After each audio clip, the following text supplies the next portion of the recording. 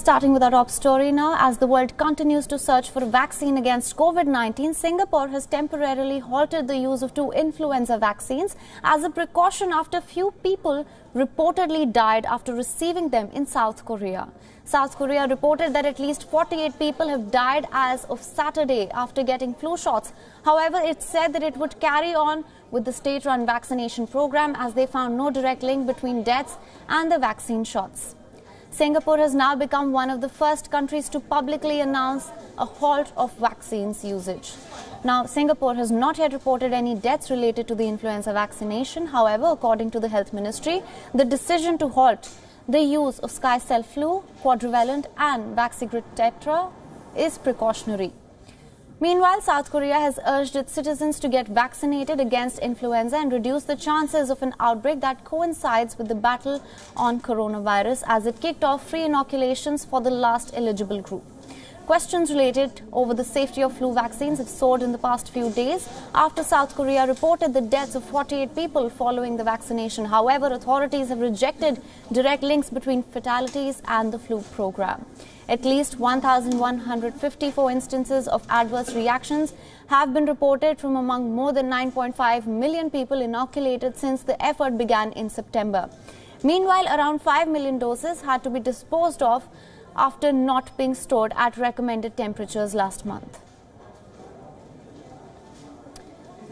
Our correspondent Bruce Harrison is joining us live from Seoul for more on this. Thank you so much for joining us, Bruce. Now, Singapore has temporarily halted the use of the influenza vaccine, but South Korea has urged its citizens to get the flu shot. How do you assess this? Well, at this time, we're still trying to understand if there could be any link between the vaccines and the deaths that have taken place here over the past week and a half. The South Korean health authorities say there is no link yet, but they still are investigating. They've been conducting autopsies and doing other investigations of different batches of vaccine to see if there could be perhaps a toxic substance or perhaps infected needles. It's just unclear right now exactly what is taking place. A death following a vaccine for the flu is quite rare. South Korea last reported a death in 2009, and that was an elderly patient who had underlying health issues. So jumping from then to now and seeing the number of deaths, I'm sure could be alarming to any health official or foreign government. And out of an abundance of caution, Singapore has advised against these 2 vaccines, one called Vaxigrid Tetra, the other Sky Cell Flu Quadrivalent.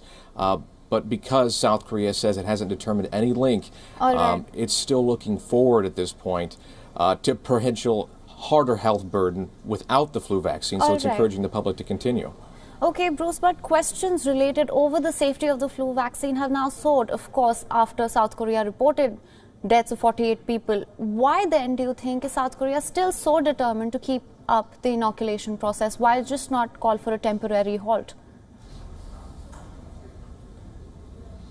That's a really good question. I think there's a significant amount of concern here now, especially among people within the healthcare industry. We have seen different op-eds. We have seen different people speak up and say the government should be considering a suspension or acting on that and halting the program now. But like I said, the South Korean government appears to be looking forward as far as potential complications from both the flu and COVID-19.